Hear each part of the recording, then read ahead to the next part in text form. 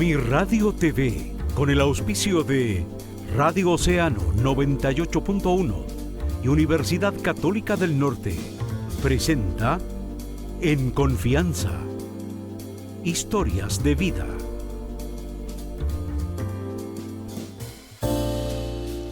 Hola, ¿qué tal? ¿Cómo están? Bienvenidos para compartir en confianza una nueva historia de vida.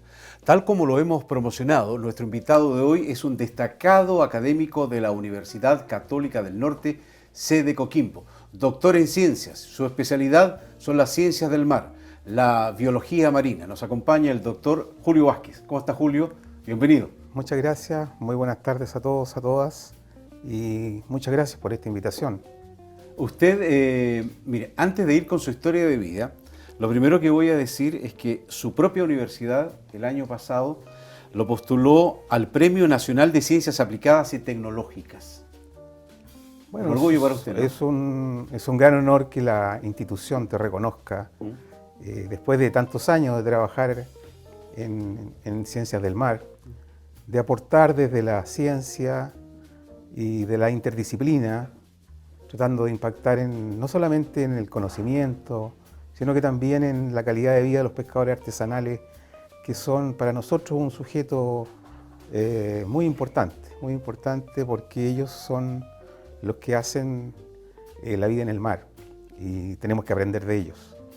De manera que nuestro trabajo ha estado entre la ciencia, usando como modelo biológico las grandes algas, los güiros, y estableciendo desde cómo crecen, cómo se reproducen, pero también cómo se usan, cuál es el destino, por qué son tan importantes en el contexto mundial de una cantidad enorme de industrias uso, ¿no? Y de usos. Sí.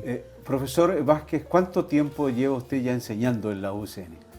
Yo llevo 38 años. 38 años. Así que yo soy curicano por casualidad, santiaguino. Vamos con su historia de vida. Usted nació en Curicó, me dice, la ciudad de las tortas. La ciudad de las tortas. Allá son muchos los que practican el ciclismo, ¿no era de eso usted? No, yo alcancé a estar creo que un mes o 2 meses, ¿sí?, en Curicó, así que por eso que digo curicano por accidente. ¿Ya? Pero toda mi vida de básica y de educación media la viví en Santiago.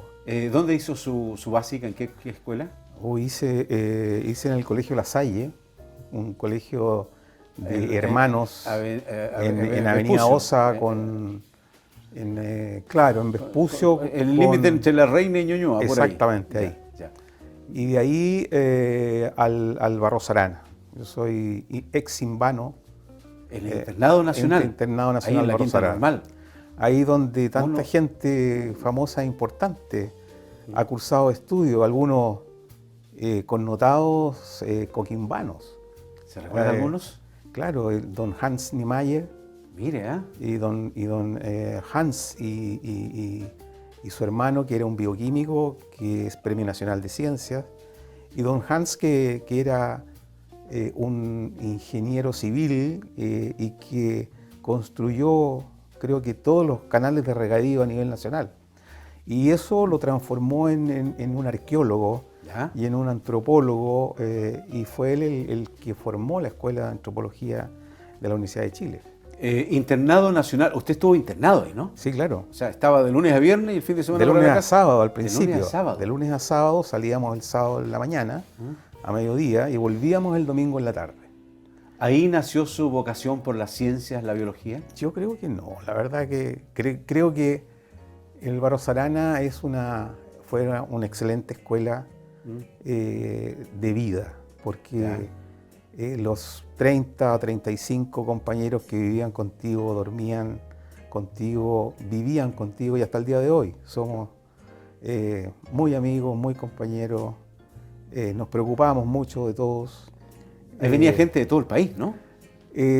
Claro, el Barros Arana es un hijo del Instituto Nacional. ¿Ya? Ya, perfecto. Y el Instituto Nacional en 1900 tenía un pequeño internado, pero en ese tiempo no había la oferta educacional que hay hoy día, y las regiones tenían muy poca posibilidad de que la gente, los jóvenes talentos, tenían muy poca posibilidad de ir a un liceo. Entonces los mejores talentos de regiones iban a Álvaros Arana, eran becados, un colegio nacional, laico, de calidad.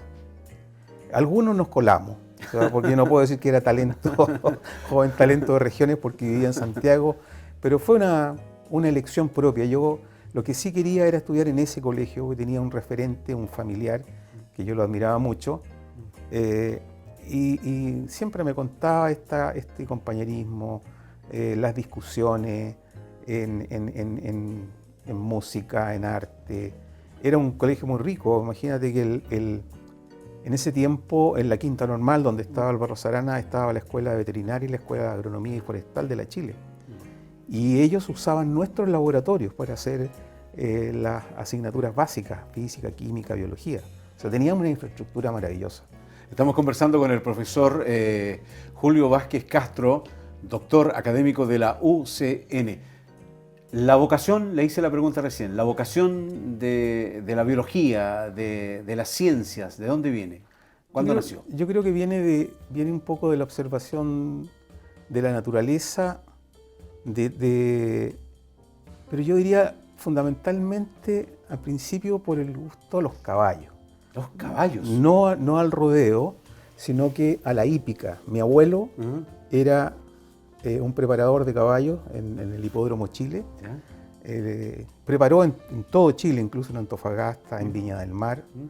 Se ganó el derby alguna vez. Y me gustaban los caballos y quería ser veterinario.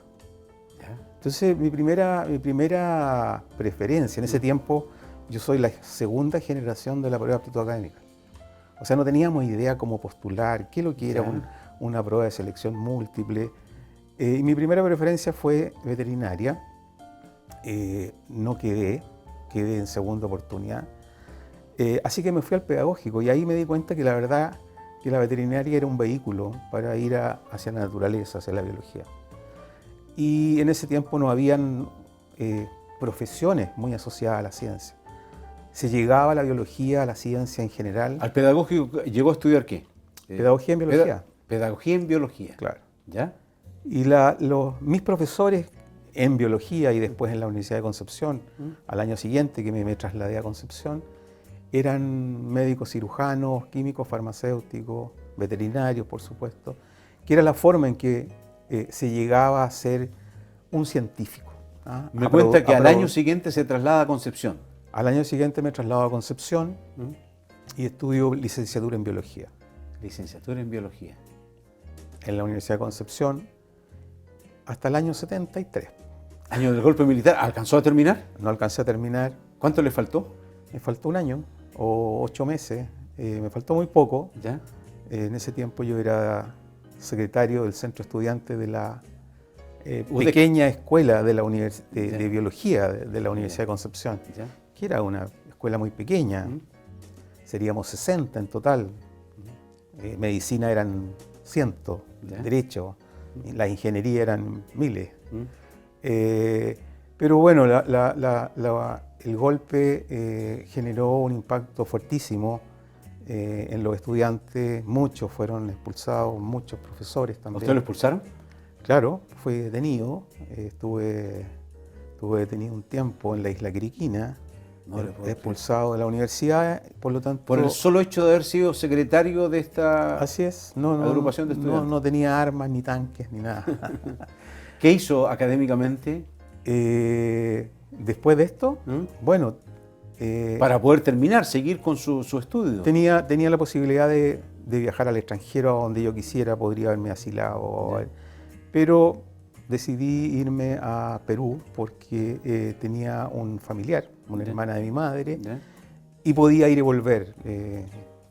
Soy hijo único, tenía a mis viejos que seguramente iban a extrañar muchísimo si yo no volvía en 20 años, así que mi apuesta fue esa. Y Perú en ese minuto era un referente a nivel mundial en las grandes las pesquerías de sardina y anchoveta. Perú en ese tiempo producía 10 millones de toneladas de pescado y tenía un instituto del mar muy famoso con mucha ayuda, especialmente de los franceses. Y Y San Marcos en ese tiempo tenía un grupo de profesores que estaban muy metidos en la parte de biología marina. Pero también había una efervescencia enorme en Perú en ese tiempo. Por razones políticas también. Por ¿no? razones políticas. En ese tiempo ¿Ya? Estaba Morales Bermúdez, estaba Velasco Alvarado, ¿Ya? que eran militares también, pero un poquito más de izquierda, ¿ya? Más progresista. Pero también había mucha efervescencia en la universidad y la verdad que no logré avanzar mucho en mi afán por terminar, que no me faltaba prácticamente nada. Así que me moví a una universidad privada pequeña, ¿Ya? en ese tiempo se llama Universidad Peruana Cayetano Heredia. Hoy día probablemente es la mejor universidad que hay en el Perú, es un referente en ciencias biológicas Ahí logró y terminar. medicina, y ahí terminé, ¿ya? La licenciatura en biología. Claro. ¿Cuántos años se quedó en Perú? Me quedé 5 años porque hice un negocio que fue mi primer buen negocio que hice, ¿ya? ¿Sí? ¿Se puede saber de qué se trató? Bueno, era una universidad privada carísima. ¿Ya? Por lo tanto, yo, un exiliado, en ese tiempo no habían tarjetas de crédito, ¿Ya? no había posibilidad de que mis padres me mandaran nada, así que había que trabajar en algo. Y ese en algo fue desde visitador médico hasta parrillero, hice empanadas, hice carteras de cuero, vendí camisas. Mire, usted hoy día es doctor. La máxima distinción académica que puede lograr un académico. ¿Sus chicos, sus alumnos saben esta historia que usted me está contando? Algunos sí, ¿Ah? algunos sí. Que hizo empanadas. Algunos saben. Mi estudiante más directo sí. ¿Sí? Así que, bueno, pero tuve que negociar entonces mi ingreso a Cayetano. Yo pude hablar con el rector y le digo, al rector de ese tiempo le digo, no tengo nada, no tengo un duro, diría un español, ¿verdad? Pero yo sé que a usted le falta un profesor en anatomía comparada y yo he sido ayudante de un profesor excelente en la Universidad de Concepción, que además era profesor de la Universidad de Buenos Aires. ¿Ya? Entonces, hagamos un negocio, le digo yo. Yo le hago las clases y no le cobro y usted no me cobre la colegiatura. Y entonces va a tener un biólogo, un egresado más en 6 meses. Porque él me dijo, perfecto, pero usted tiene que hacer al menos una asignatura en esta universidad. Ya le dije yo, tomé un ramo cualquiera y en 6 meses era licenciado en biología. Yo resolví mi problema, me titulé, pero la universidad no, porque le seguía faltando un profesor de anatomía comparada. Así que me contrataron. Ah, qué bien. Así que fui profesor de Cayetano muy joven, a los 25 años, yo era profesor universitario. Qué bien. Y ahí se regresa a Chile. El año, me dijo 78, 78, 77, 78. ¿Dónde regresó? Yo regreso a Santiago porque estaban mis padres ahí. Regreso casado con una hija en el vientre de mi primera señora. ¿Ya? Y la verdad que había que trabajar, hacer algo, ¿verdad? Y la verdad que mi vocación ya estaba muy clara, por lo tanto me fui a la Universidad Católica a ofrecerme como un ayudante en lo que fuera. No necesitaba sueldo, mentira, pero si quieren ayudar, ¿qué hago? Préstenme un asiento, denme acceso a la biblioteca. Y eso hice, y me dieron un espacio, al poco tiempo me pude tener una ayudantía en un curso del pregrado de biología, luego la participación en algunos proyectos, y de a poco fui ingresando nuevamente al sistema. De hecho, ingresé a estudiar a la Católica como alumno, entonces paralelamente era... ¿Qué estudiaba ahí? Licenciatura en biología. Ah, siguió... Seguí en lo mismo, Ya. porque Perú fueron 6 años, 7 años, y la biología avanza tan rápido que quedas fuera y quedas no actualizado. Una vez que estás 1 o 2 años fuera, había empezado mucho lo cuantitativo, había empezado la bioestadística, estaba empezando el uso de computadores, de manera que había que empezar a trabajar rápidamente.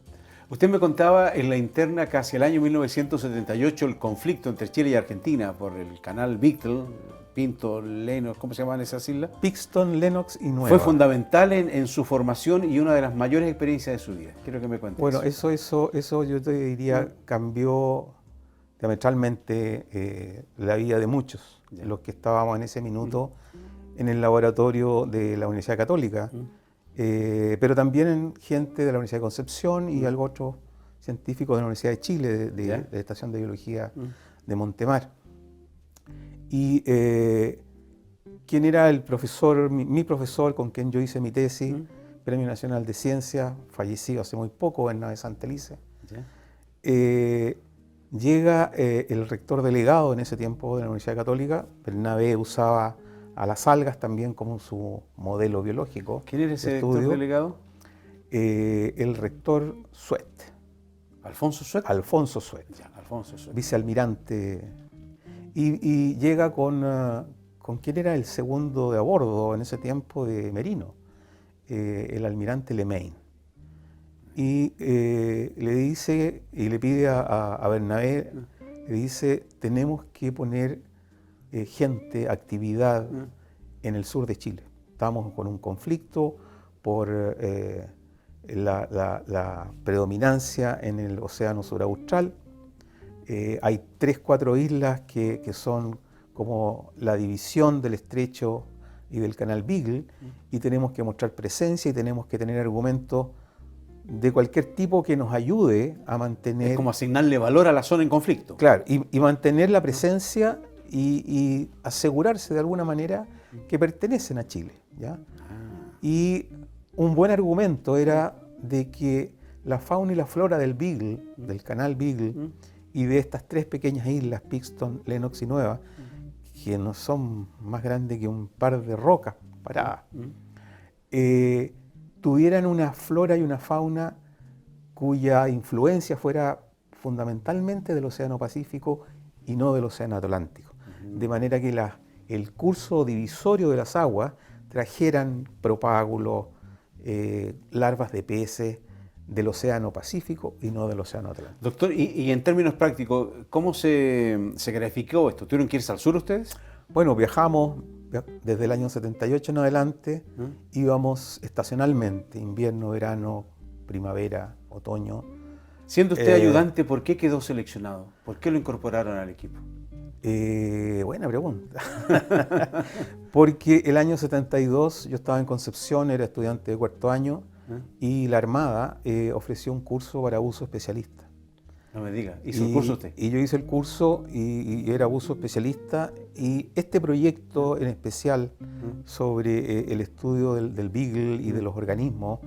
Las algas son organismos que estructuran los ecosistemas, entonces cuando uno estudia las algas, estudia todo el entorno.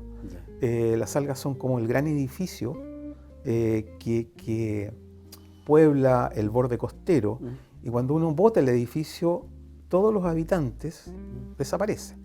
Cada habitación o cada departamento en este edificio tiene una especie distinta. Entonces, por eso que estas grandes algas estructuran estos ecosistemas. Y cuando sacamos las algas, nos sacamos toda esta biodiversidad, todos pequeños invertebrados, peces asociados, estrellas de mar, erizos, etc. ¿verdad? Entonces, ecológicamente las algas son muy importantes, y por eso nos fuimos a estudiar a las algas y su entorno, ¿verdad? Y la verdad que la oferta de la Armada era: nosotros necesitamos esta información, vaya usted, profesor Bernabé Santelice, yo era el último en la línea, y haga lo que tenga que hacer. Usted díganos cuánto necesita. Nosotros ponemos la Armada a su disposición. Mire usted. Entonces Jacques Cousteau era una alpargata al lado nuestro en ese minuto, y nos íbamos en un vuelo comercial hacia Punta Arenas. ¿Ya? Luego tomábamos otro vuelo muchas veces, o si no, una barcaza que Oriénteme nos transportaba. Físicamente, Punta Arenas, Puerto Williams. Puerto Williams. ¿Y usted y ahí teníamos el último pueblo más austral, es Puerto Toro. Puerto Toro. Y ahí teníamos nuestra base de operaciones. Puerto Toro es un pueblo que tiene 27, 28 casas, tiene una centollera y tenía en ese tiempo un galpón de INDAP y una comisaría. Eso era todo. Y había un marino que era el alcalde de mar. Eso era toda la población. ¿Ustedes, el equipo de trabajo, cuántas personas eran? Nosotros éramos entre 12 y 15, 18 personas. Y usted dice estacionario, ¿cuánto tiempo iban y volvían, no? Íbamos y volvíamos. ¿Un mes, 2 meses y volvían? Un mes, más o menos un mes, a veces un poco menos, dependía de la posibilidad que teníamos de salir de Puerto William más que nada, porque el tiempo generalmente no lo permitía. Esto duró mientras estaba el conflicto, me acuerdo, hasta estaba el 80. El cardenal Zamoré como mediador, exacto, todo un conflicto limítrofe.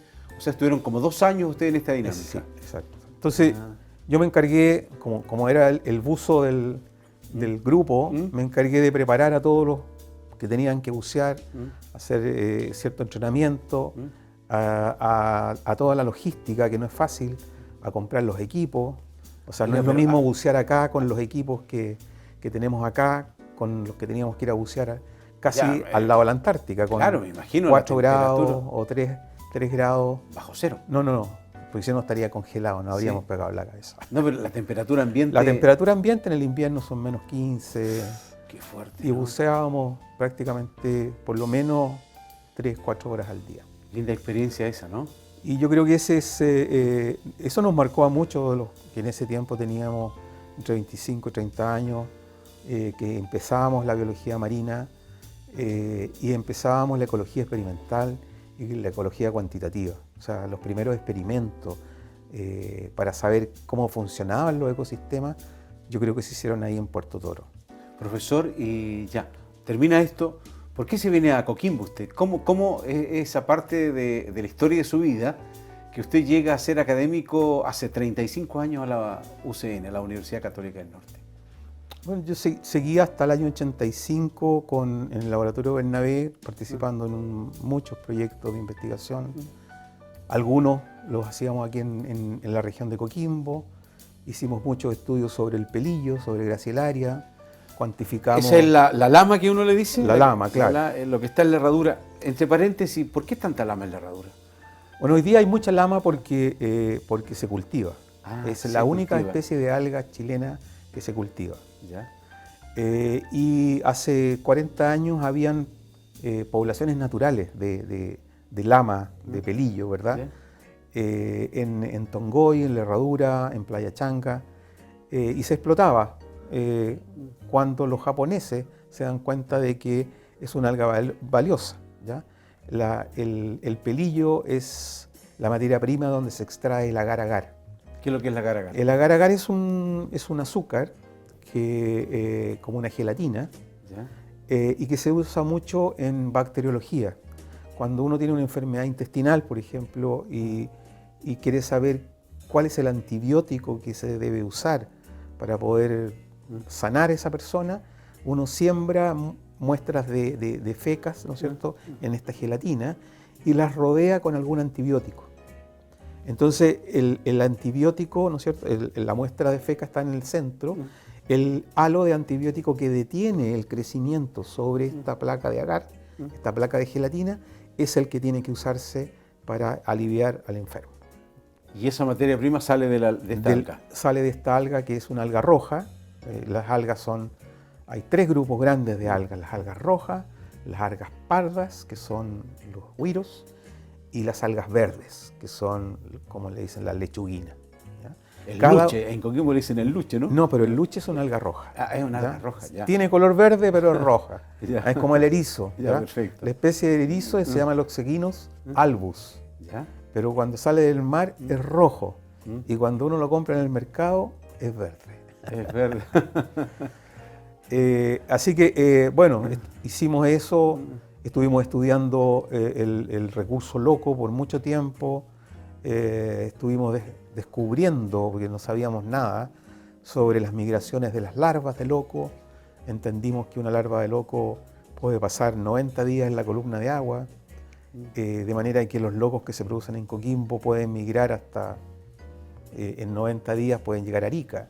Entonces... a ver, o sea, la larva se produce, o sea, el loco acá y por la corriente del mar puede llegar... Puede llegar 300, 400 kilómetros más al norte. Esa es la principal razón de por qué no se puede cultivar el loco, ¿no? Un producto tan codiciado. Claro, porque es muy difícil reproducir esas condiciones de mar en un laboratorio. Ya. Pero entendimos también de esta conectividad que hay entre poblaciones. que es muy importante tener estas zonas de resguardo, como las áreas marinas costeras protegidas o las reservas marinas, porque de alguna manera son las que proveen de larvas a zonas que están más explotadas, ¿ya? Entonces, han aparecido entre estos últimos 35, 40 años, ¿verdad?, una serie de medidas y de políticas públicas que son muy interesantes y que a veces son únicas en el mundo, que la gente no sabe. ¿Cómo cuáles, por ejemplo? Como por ejemplo lo que se llaman las áreas de manejo y de explotación de recursos bentónicos. Es una forma de administración bastante única en el mundo, en que los pescadores co-manejan con el Estado los recursos que ellos se hacen cargo. Entonces, no es un área que se le asigna a un grupo de pescadores organizados. No se puede vender, no se puede arrendar, no se puede ceder. No es para la persona, sino que es para un grupo de pescadores que tienen que comercializar y cuidar juntos los recursos que ellos declaran importantes. Entonces, un sindicato dice, tengo de interés en mantener las poblaciones de loco, de lapas y de algas. ¿Ya? ¿Ya? Entonces ellos tienen la obligación de generar un catastro de lo que tienen y le proponen al Estado cuánto de ese catastro, de la totalidad que tienen, cuánto pueden sacar. Y con el Estado se conversa, en este caso con la Subsecretaría de Pesca, y dice, tenemos 100.000 locos, de esos 100.000 locos, 50.000 son adultos, voy a sacar 40.000. El Estado le puede decir, no, 40.000 es mucho, saque solo 30.000 unidades. Entonces, hoy día, por ejemplo, ya no existe la veda del loco, porque existen planes de manejo que son establecidos por los propios pescadores de acuerdo con la autoridad pesquera. Solo existe las vedas permanentes en lo que son o se llaman las áreas de libre acceso. Perfecto, estamos en confianza dialogando con el destacado académico, doctor en ciencias, especialista en biología marina, el doctor Julio Vázquez Castro. En confianza aquí en Mi Radio TV. Hacemos un alto muy breve, muy cortito y ya retornamos para seguir conversando con el profesor Julio Vázquez.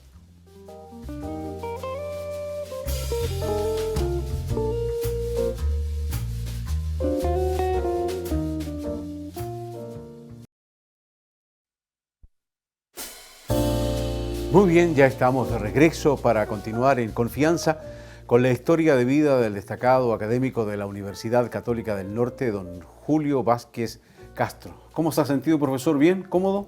Muy tranquilo, muchas ¿Sí? Gracias, sí. Casi en casa. Casi en casa. Llegamos en el bloque anterior con su llegada a Coquimbo después de realizar mucho trabajo, de visitar permanentemente la zona. ¿Por qué llega acá? ¿Quién le ofrece? ¿Postula usted algún cargo? La Universidad del Norte tenía una carrera de biología, de bachiller en biología en Iquique. ¿Ya?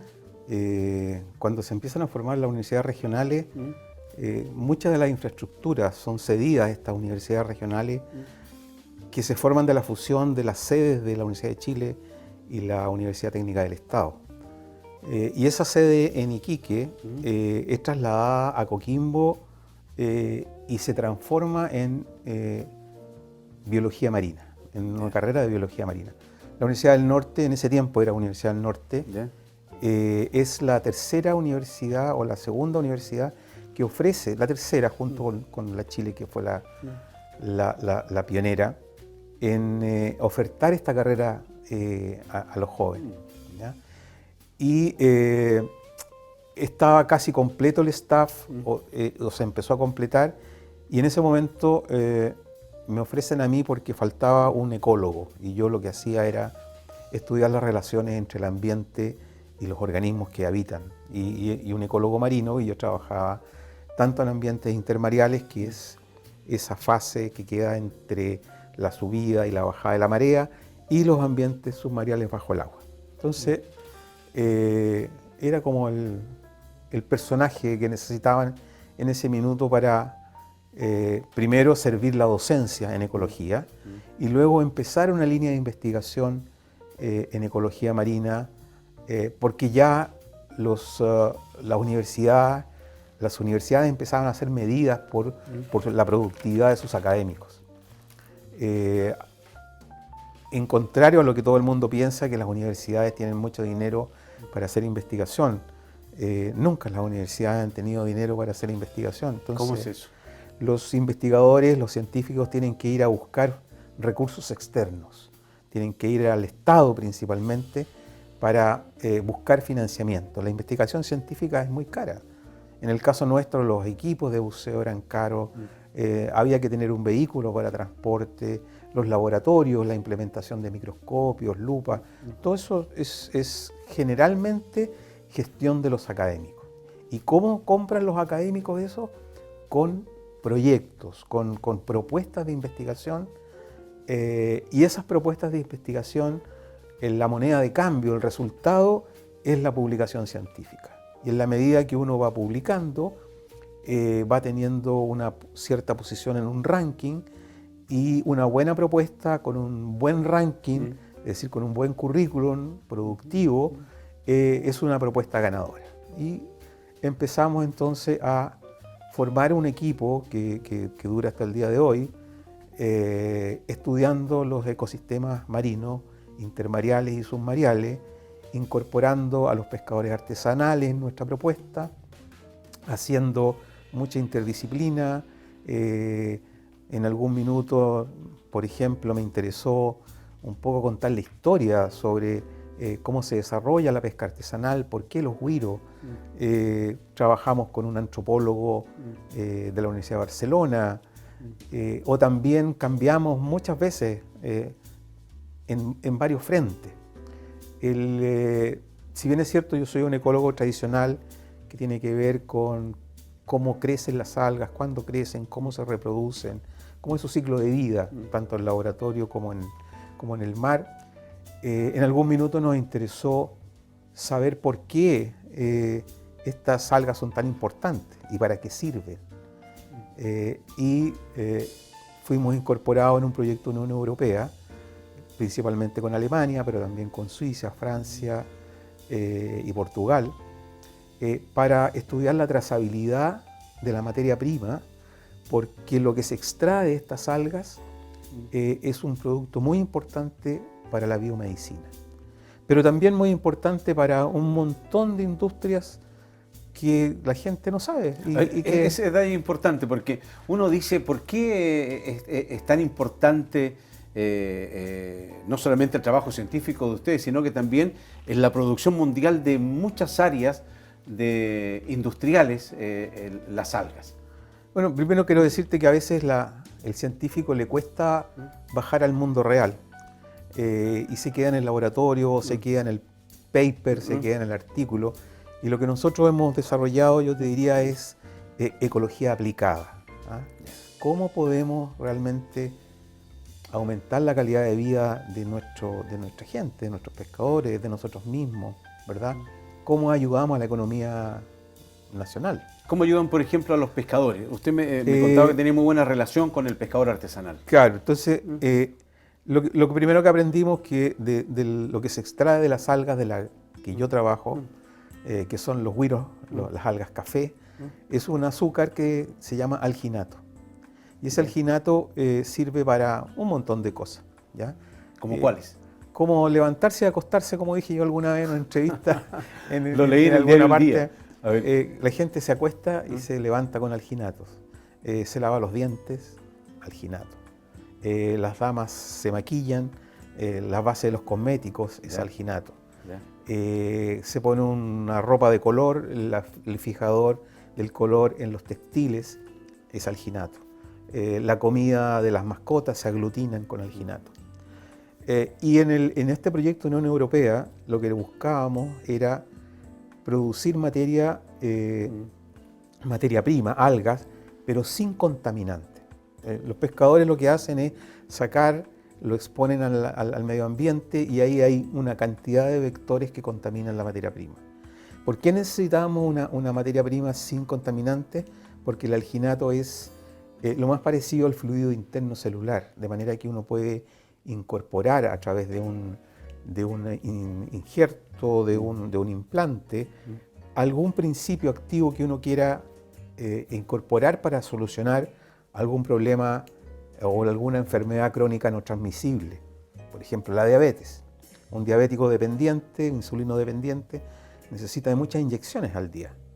Hoy día, todavía esto es experimental, pero hoy día podemos implantar una cápsula con el principio activo que regula la glucosa y que se implanta una vez al año, de manera de independizar al enfermo de 5 inyecciones diarias. No le puedo creer. ¿Eso está en análisis? Está ya bastante avanzado ya, muy avanzado. Pero es fantástico lo que usted me dice. O sea, un implante subcutáneo, claro, evitaría que la persona se inyecte insulina, un diabético. Claro, porque lo que se implanta son los islotes de Langerhans, que son quienes regulan la cantidad de glucosa a nivel sanguíneo.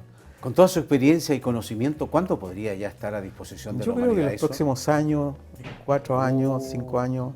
Pero Pero también se puede, por ejemplo, se pueden implantar células de hueso en los lugares donde se forma el hueso, en mujeres que tienen osteoporosis o piel.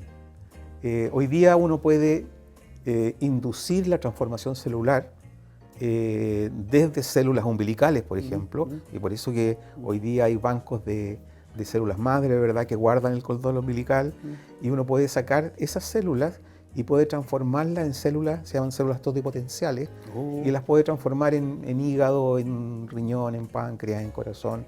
Y de hecho hemos trabajado algunos modelos en 3D en que revestimos con células cardíacas y se reproduce el latido cardíaco, ¿ya? En un baño de alginato con proteína y con células de cardiomiocito. Todo esto gracias a las algas, al güiro. Al güiro. No le puedo creer. Entonces, y una de las cosas que hemos hecho, por ejemplo, con pescadores artesanales, es transferirles la tecnología simplemente de las buenas prácticas de cosecha, ¿ya? Y enseñarles a hacer la transformación, que es el picado y el secado, en un pequeño laboratorio. Y eso lo que hace es aumentar el valor agregado de nuestros recursos, que es lo que deberíamos hacer siempre, porque somos un país de commodity. ¿Qué significa eso de commodity? Que es un país que vende los recursos en bruto. Nosotros vendemos fruta, vendemos cobre, vendemos algas, pero no le metemos, ¿no es cierto?, innovación tecnológica, ¿ya? Que es lo que hace el salto al desarrollo. Y esta innovación tecnológica, ¿por qué no se ha hecho? O sea, mucha gente se pregunta, ¿por qué no se manufactura, no se desarrolla esta innovación teniendo tanta...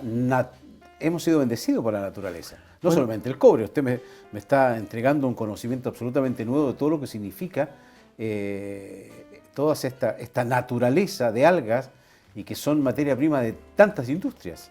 Bueno, las algas, Chile es el país que más cosecha algas en el mundo de praderas naturales. No, ¿en serio? O sea, nosotros solo cultivamos pelillo, pero podríamos cultivar muchísimas otras.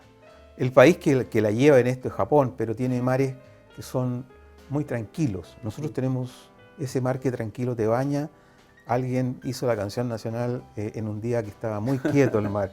Nosotros tenemos un mar con mucha exposición, sí, muy expuesto, con mucho roquerío, y por lo mismo que las olas, ese estrés es el que crea estas biomoléculas de tanto valor, ¿ya?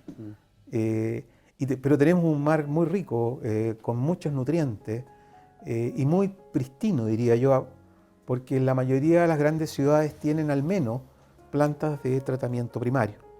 De manera que es un mar limpio y que tenemos recursos marinos que son valiosísimos. Los que hemos viajado y hemos tenido la posibilidad de viajar, y comer un marisco, un pescado en Chile, no tiene nada que ver con el Mediterráneo, con el Mar del Norte. Es como, no sé, comparar un bielagay, una vieja, un congrio, con comerse un pedazo de plumavit. El sabor es absolutamente distinto. En cuanto a las algas, ¿cuál sería el porcentaje que debiera ser explotado para que se mantenga el equilibrio ecológico marino? No sé si me... Es una gran pregunta. Es una gran pregunta porque el manejo de una pesquería depende de esa pregunta. ¿Cuánto tenemos y cuánto de eso podemos cosechar?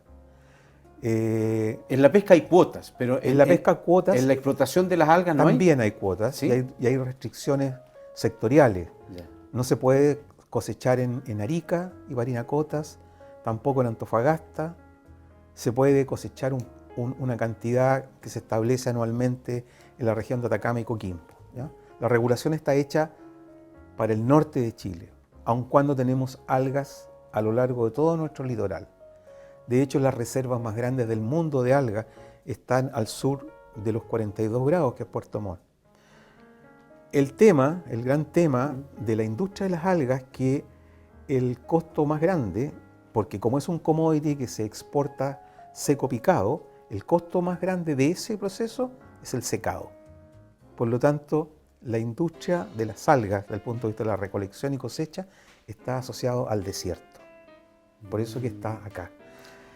¿Cuál es la relación entre el producto que se saca y cuando se seca, en cuanto a peso, por ejemplo? 12:1. 12:1. Claro. O sea, 12 kilos de un alga equivale a 1 kilo de esa misma alga seca. Exacto. Entonces, cuando vemos las estadísticas de desembarque y vemos que hay desembarques anuales de 400.000 toneladas, uno dice, y si lo multiplico por 12, vamos a tener 5 millones de toneladas. Y eso es mucho desde el punto de vista de la estructuración de los ecosistemas costeros, porque hay muchos organismos que reclutan en las algas, se reproducen cerca de las algas, se refugian en las algas. Por lo tanto, la biodiversidad, ¿cierto? Los cangrejitos, los gusanos, las estrellas de mar, todo eso están asociados. Otras pesquerías dependen también de las algas, como las lapas, los locos, ¿verdad? Entonces, es muy importante desde el punto de vista de la estructura del ecosistema. Pero también es un problema social. O sea, los recolectores de algas y los pescadores de algas son, yo diría, el lado más pobre y más abandonado de los pescadores artesanales. De manera que no es tan fácil decir, prohibamos la extracción de algas. La extracción de algas absorbe toda la cesantía del norte de Chile en muchas partes, porque es una actividad que no tiene ninguna barrera de entrada. Lo único que necesita para cosechar algas, para cosechar güiro, es un chus, una barreta, que permite despegar el grampón, la cabeza, como le dicen los pescadores, de las rocas. Y luego tirarlas sobre la berma de la playa, secarlas, y luego pasa un camión y se las lleva. E incluso la forma de comercialización es casi medieval. Hay un camión que es el intermediario entre los pescadores y la planta, y al pescador le pagan en 3 tercios. Un tercio en agua, un tercio en víveres y un tercio en dinero. Y obviamente los víveres valen 3 veces más en la playa que lo que el dueño del camión lo compra en el supermercado. No le puedo creer. Eso pasa hoy en día en nuestro país con la extracción de algas. En el caso local nuestro, ¿cómo ve usted hay muchas las familias que se dedican a la extracción de algas acá en Coquimbo, La Serena, en la Playa Changa? Bueno, Playa Changa es una cosa distinta porque Playa Changa es una cooperativa hoy día. ¿Ya? Entonces ahí hay un área de manejo, hay una cooperativa, hay una concesión de fondo que establece el cultivo de pelillo. Lo mismo pasa en la herradura. ¿Ya? La cosecha de algas de los güiros es súper distinta. ¿Ya? Hay áreas de manejo en que establecen cuotas, hay áreas de libre acceso en que todos los pescadores pueden ir ahí y responde eso al drama de los comunes, muchas veces. Es decir, es de todo, pero como no es de nadie, nadie cuida. Entonces, los planes de manejo y las fiscalizaciones están fundamentalmente orientadas a estas áreas de libre acceso. Y eso es lo que tenemos que cuidar hoy día. Pero como te digo, es un problema social, económico, mucha de la cesantía, muchos de los migrantes que no tienen otra fuente que no sea ir a la playa, un poco para comer, pero también a recolectar algas, hacen pesca ilegal, ¿ya?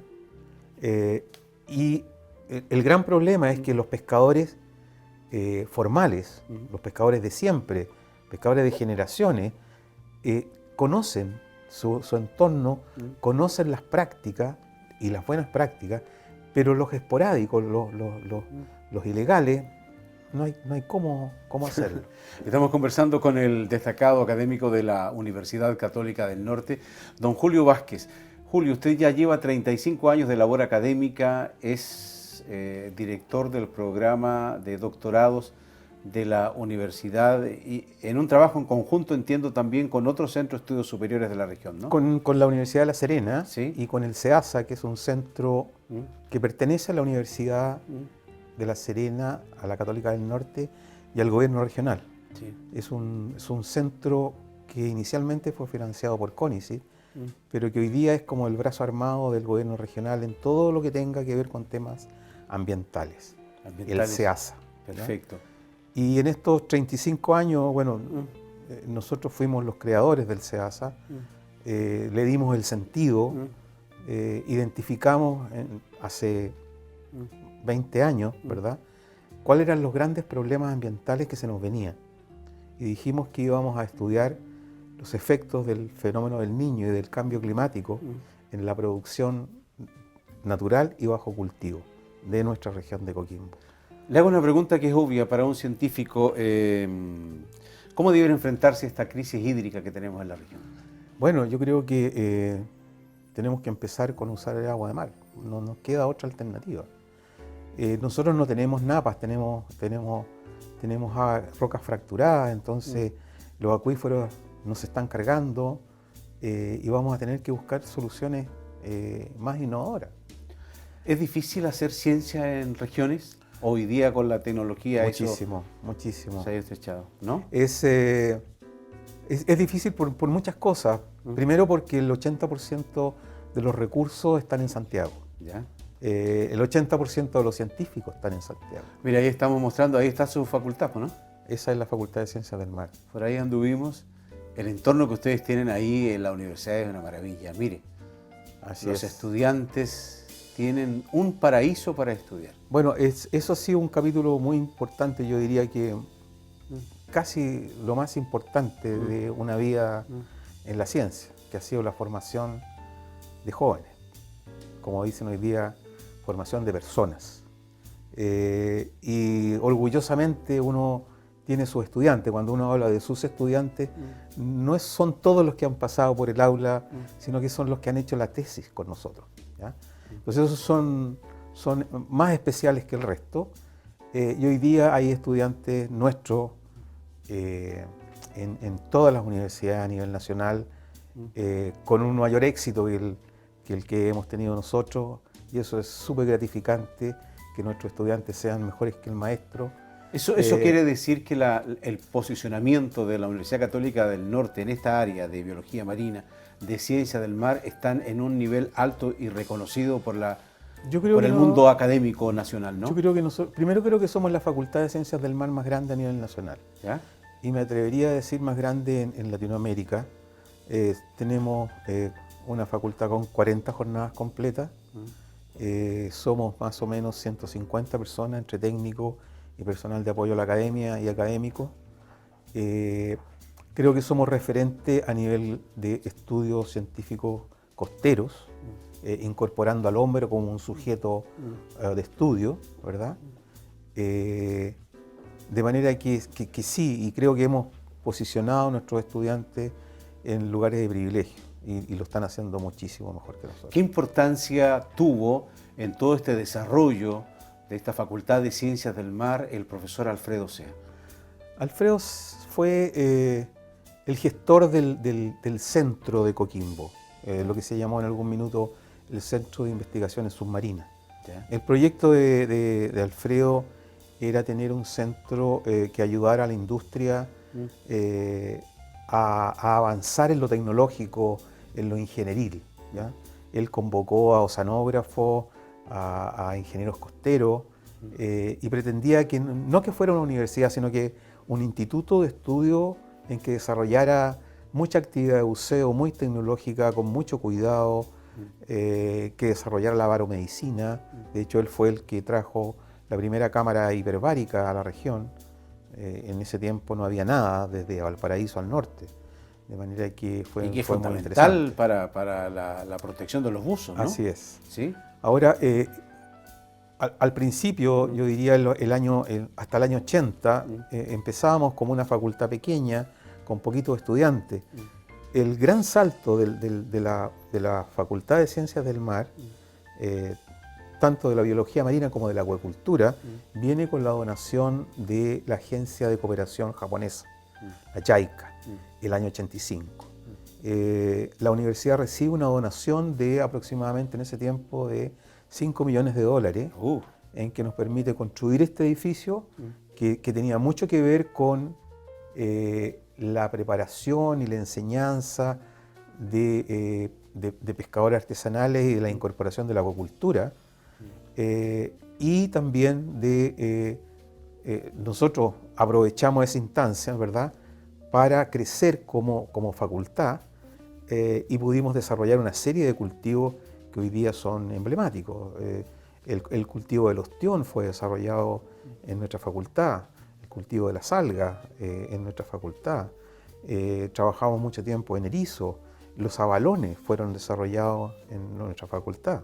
El anabalón se llama, ¿no? Abalón. Abalón. ¿Va a ser como el que suceda a lo que es el loco hoy día? Bueno, el loco se vende en el extranjero como el abalón chileno, ¿ya? Pero son dos especies totalmente distintas. El loco es un carnívoro, ¿ya? El abalón es un herbívoro. Por lo tanto, el abalón crece muchísimo más rápido que el loco, pero es una especie introducida, es una especie exótica, que come muchas algas. Entonces, la idea al inicio, se suponía que la industria del abalón iba a ser como el símil de lo que estaba haciendo la industria salmonera en el sur. Y se iban a desarrollar muchos abalones y muchas empresas iban a entrar en el cultivo. Profesor, nos queda un minutito. ¿Cuáles son las carreras que está hoy ofreciendo la Facultad de Ciencias del Mar? La Facultad de Ciencias del Mar tiene 3 carreras, ¿ya?, de pregrado. Ya. Tiene biología marina, tiene ingeniería en acuicultura y una carrera que se llama prevención de riesgo y medio ambiente. ¿Y en posgrado? Y en posgrado tenemos 5 y medio. Tenemos un doctorado en biología y ecología aplicada, que es el que me toca dirigir a mí, en conjunto con la Universidad de La Serena y el CEASA y el INIA, también colabora, el Instituto de Investigaciones Agropecuarias. Tenemos un doctorado en acuicultura, en colaboración con la Universidad Católica de Valparaíso y la Universidad de Chile. Y tenemos un magíster en acuicultura y un magíster en Ciencias del Mar con mención en manejo de recursos y un magíster en medio ambiente. Y estamos a punto de echar a andar un programa de doctorado en oceanografía y clima, que yo creo que va a ser muy interesante porque vamos a tener probablemente mucha interacción con gente de la región. Me refiero a la región de Latinoamérica, con Argentina, con Bolivia, con Perú, con Colombia. Y tenemos muy buenos académicos que están en ese programa. Doctor Julio Vázquez, le estrecho la mano, muy agradecido. A través de su historia de vida hemos aprendido muchísimo. Así que felicitaciones por su trabajo. Es un aporte la universidad y su trabajo en particular. Muchas gracias. No, muchas gracias a ti, muchas gracias a usted, muchas gracias a la universidad por darnos la posibilidad de desarrollar en este sustrato, en este ambiente, en esta región, del que, como ya te dije, 35 años, 38 años, no soy ni curicano ni santiaguino, yo creo que ya soy coquimbano. Ya es coquimbano. Muy bien, muchas gracias a todos ustedes por la sintonía permanente. Si algo de lo conversado acá con el profesor le ha servido, ha sido fundamental en esta interacción, complacidos nos sentimos. Siempre en confianza en Mi Radio TV. Gracias, hasta cualquier momento. Mi Radio TV, con el auspicio de Radio Océano 98.1 y Universidad Católica del Norte, presentó En Confianza. Historias de vida.